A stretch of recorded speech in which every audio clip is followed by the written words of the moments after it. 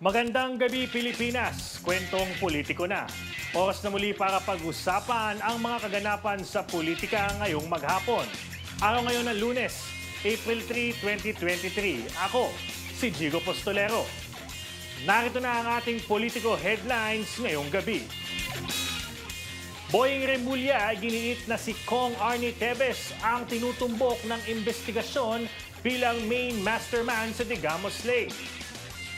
Senator Bato de la Rosa, pinaratangan ng ICC na nagpapabola lang sa mga kritiko ni Digong kaugnay sa drug war. At Senate President Zubiri may pa-Japan trip sa mga kapwa-senador para makapag-loyalty check kasunod ng balitang kudeta. At para sa ating Politi Who of the Day, The Who, ang opisyal na X sa mga media member dahil sa pinakita nitong mood swing sa presko ng isang international celebrity. Sa atin namang politiko snitch, dahil tag-init na, Kabuyaw Mayor Dennis Hain, preskong-presko sa kanyang summer pantulog. Sa detalye ng ating mga balita, ibinunyag ni Justice Secretary Boying Remulla na ang suspendidong si Negros Oriental Representative Arnie Tevez ang umano'y main mastermind sa pagpaslang kay Negros Oriental Governor Roel Degamo. Dagdag pa ng kalihim, hawak na ng National Bureau of Investigation, isa sa mga itinuturing na co-mastermind na si dating Army Reservist na Marvin Miranda. Samantala, nakatakda namang magsimula sa Abril 12 ang pagdinig ng Senate Committee on Public Order and Dangerous Drugs sa pagpastang kay Negros Oriental Governor Roel Degamo. Sa iba pang balita, kumbinsido si Senator Ronald Bato de la Rosa na matindi ang galit ng mga kritiko kay dating Pangulong Rodrigo Duterte kaya idinulog sa International Criminal Court o ICC ang kanilang reklamo kaugnay sa madugong anti-drug war noon.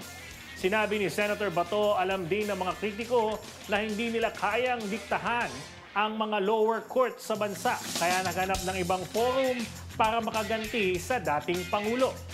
Ayon kay Senator Bato, ang ICC naman ay nagpabola at tinanggap ang reklamo dahil wala silang alam sa tunay na sitwasyon sa Pilipinas. Pero naniniwala pa rin si De La Rosa na hindi uusad ang kaso kung saan siya kasama dahil sa isyu ng jurisdiksyon at ebidensya. Ganun katindi ang galit nila. Alam nilang dito sa lower court, hindi man lang madiktahan yung ating mga korte dito na para makabawi sila sa Duterte administration. Hindi lang kayang diktahan dahil alam ng ating mga judges ang kanilang ginagawa. Hindi na pwedeng diktahan. Doon sila pumunta ngayon sa ICC na kaya lang bulahin na walang alam sa sitwasyon natin dito sa Pilipinas. Yun, nabula nilang ICC. Kasunod naman ang mga balita ng kudeta sa Senado, mukhang may pa-loyalty check si Senate President Juan Miguel Zubiri sa mga kapwa-senador. Ayon sa Politico Master, may pa2 linggong Japan trip aniya si Zubiri sa mga senador kasama pa ang mga staff nito. Lumipad na rin aniya nito March 31 ang mga senador na tumanggap ng kanyang imbitasyon. Dagdag pa ng ating Polymaster, pagkakataon rin aniya ni Zubiri ito upang makita ang suporta at tiwala sa kanya ng mga kasamahan sa Senado. Matatandaan nitong nakaraang buwan ay napabalita na may namumuong pagpapatalsik kay Zubiri dahil sa mabagal na pag-usad ng mga panukalang batas sa plenaryo. Kaugnay pa rin sa usapin sa Senado, tiwala si Senator Chis Escudero na mas malaki ang tsansang makalusot sa Senado ang bagong bersyon ng kontrobersyal na Maharlika Investment Fund Bill. Paliwanag ni Escudero, maraming binago ang Senado kung saan inilarawan niya ito bilang totally unrecognizable mula sa orihinal nitong forma. Mabilis rin aniya nitong maipapasa sa Bicameral Conference Committee dahil mismong ang mga economic managers ng bansa ay sumasang-ayon sa mga ginawang pag-amyenda sa panukala. Nakikita naman ni Escudero na maaaring maaprubahan na ang mataas na kapulungan ng Kongreso, ang panukalang Sovereign Wealth Fund o ang Senate Bill 2020 bago ang muling session break ng Kongreso sa Hunyo o bago ang ikalawang State of the Nation address ng Pangulo sa Hulyo. Sa iba pang balita, pinaplansya na ng Sugar Regulatory Administration o SRA ang guidelines para agad na maibenta sa Kadiwa stores ang mga nakumpiskang asukal. Ayon kay SRA Board Member Paul Azcona, humingi na sila ng tulong sa Department of Agriculture para madaliin ang repacking na aabot sa 4 na milyong kilo ng asukal na mula sa 4,000 tonelada ng smuggled na asukal. Plano naman ng SRA na ibenta ang asukal sa 70 pesos kada kilo sa Kadiwa stores. Sa Kamara naman, tinutulak ni Davao City Representative Paulo Duterte kasama si ACT-CIS Party List Representative Eric Yap ang 10 bilyong pisong pondo para sa mga mahihirap na cancer patients. Ayon sa dalawang mambabatas, layo ng panukalang batas na patatagin pa ang pondo sa ilalim ng National Integrated Cancer Control Act. Sa ganitong paraan din ay mas mabibigyan rin aniya ng pag-asa ang mga mahihirap na cancer patient at ang kanilang pamilya para sa pagpapagamot. Samantala, sa gitna ng pagdadagsa sa iba't ibang terminal ng mga pasahero at mga estudyante na magtutungo sa kani-kanilang lalawigan ngayong Semana Santa, pinare-refund naman ni Isabela Representative Ino D ang 20% discount ng mga estudyanteng nagbayad ng buo sa pagbili ng ticket online para sa kanilang biyahe. Ayon sa mambabatas, dapat makuha ng mga estudyante ang refund sa kanilang pagpresenta ng school ID sa mga terminal. Giit ni D, may ilang transport companies kasi ang lantarang hindi nagbibigay ng fair discount para sa mga estudyante na bumili ng ticket, alinsunod sa Student Fair Discount Act. Ang mga estudyante ay mayroong 20% discount sa pamasahe sa lahat ng pampublikong transportasyon sa buong bansa. Sa pagpapatuloy pa ng ating balitaan, tatanggalin na ng Bureau of Immigrations ang mano-manong pag-fill out ng pre-departure card simula May 1. Ayon kay Bureau of Immigrations Commissioner Norman Tansinco, kasama ito sa kanilang hakbang para unti-unting gawing online ang mga proseso sa layunin na rin ng digitalization ni Pangulong Bongbong Marcos. Kaya naman ang mga Pilipinong magtutungo sa ibang bansa kakailanganin ng mag-register online sa electronic travel portal ng Bureau of Immigrations. Maaari namang ma-access ang portal sa loob ng 72 hours bago ang kanilang flight schedule hanggang 3 oras bago ang nakatakdang paglipad.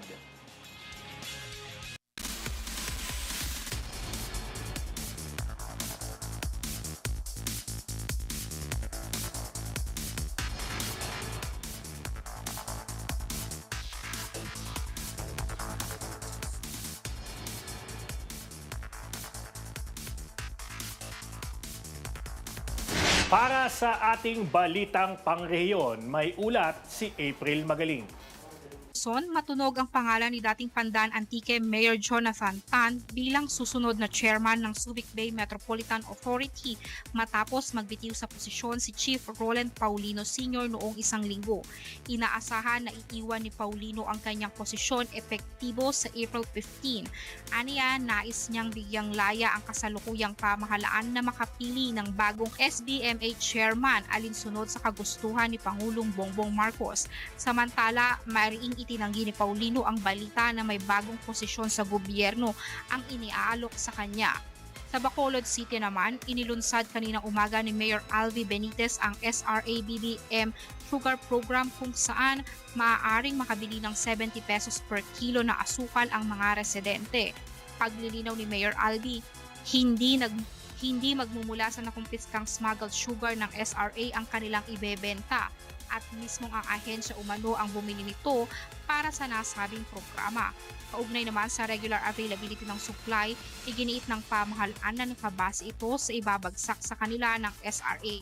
Inaasahan naman na sa susunod na mga araw o buwan, murang bigas ang kanilang dadalhin sa merkado upang kanilang makontrol ang inflation. Sa Iloilo City naman, pinuspone ni Mayor Jerry P. Triñas ang rice allowance para sa mga kawani ng kanilang lungsod. Paliwanag ng alkalde na bagamat plansyado na ang pagbili ng pamahalaan sa mga bigas na ipapamahagi, inabisuhan umano sila ng National Food Authority o NFA na may kakapusan ng supply para dito. At bilang patunay nga, isinapubliko ni Triñas ang notice letter na nagsasabi na hindi kayang suportahan ng ahensya ang kinakailangan ng Iloilo City Government. Una nang iginiit ng alkalde na hindi convertible to cash ang programa. Wala rin umano silang plano na gigitin ang benepisyo ng kanilang mga kawani. Habang sa Quezon City, masayang ibinyalita ni Mayor Joy Belmonte ang nababawasang crime incident sa kanilang lungsod ngayong 2023. Batay sa ulat ng Quezon City Police District, pumalo na sa higit 90% ang crime solution efficiency o epektibong pag-aksyon ng otoridad sa mga krimen sa kanilang nasasakupan. Yan ay sa tulong na rin anya ng inilunsad nilang Q-Citizen Helpline 122. Kasabay ng papuri sa kapulisan, hinikayat rin ng alkalde ang mga barangay official at mamamayan na maging alerto at makipagtulungan sa QCPNP para sa seguridad ng lahat. Ako si April Magaling para sa Kwentong Politiko.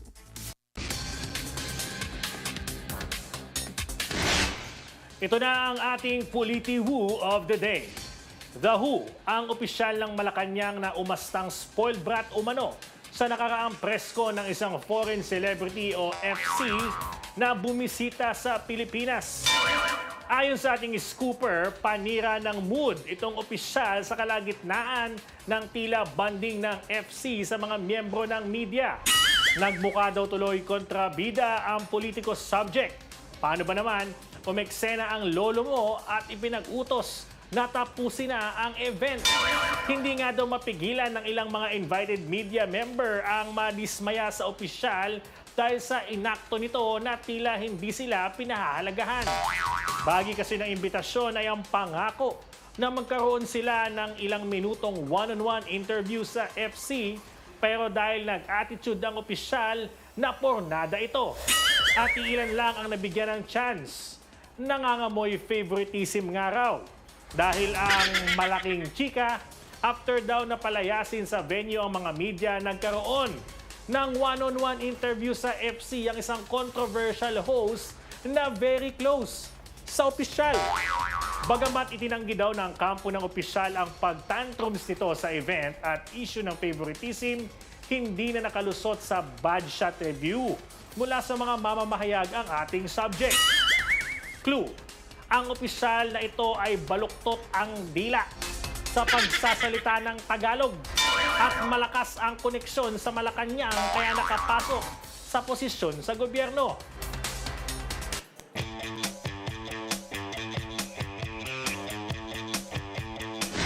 At para sa ating mga light news o politiko snitch, nagmistulang munting fangirl ni Cebu Governor Gwendolyn Garcia ang isa pang kikay politiko na si Bataan Representative Geraldine Roman.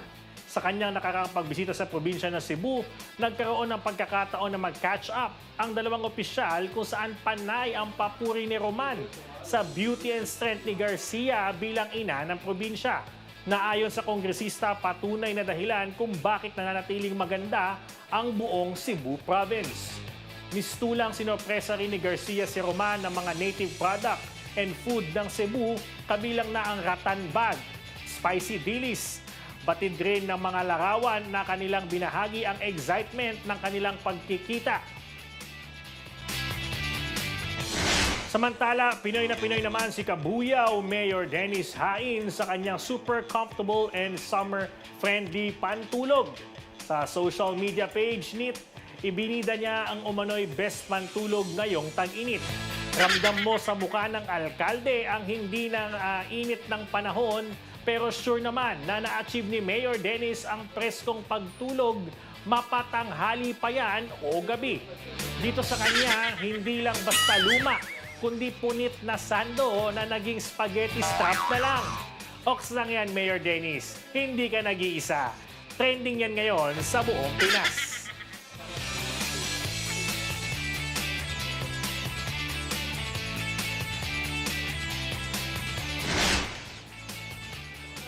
Kung si Mayor Hain ay best pantulog, ang patok na OOTD niya ngayon dry season. Ito namang si Sina Loan, Vice Mayor Carla Valderrama, hindi nagpakabog sa pag-flex ng kanyang summer body na binigyang hustisya palalo ng pastel pink bikini. Tulad ng karamihan, beach talaga ang patok na destinasyon ngayong tag-init. Kaya naman ng magkaoras, nakatakbo rin si VM Carla sa isa sa white sand beach ng Pinas to beat the heat. Tinadtad na mga positive feedback mula netizen ng comment section ng larawan ni Valderrama na ang ilan ay tinawag pa siyang beach babe. Ayon naman sa BC Alcalde, long time no see.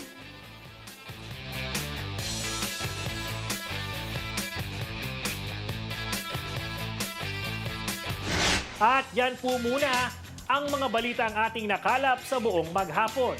Kita-kita ulit tayo bukas, alas 8 pa rin ng gabi para sa mga kwentong politiko. Ako, si Jigo Postolero. Magandang gabi.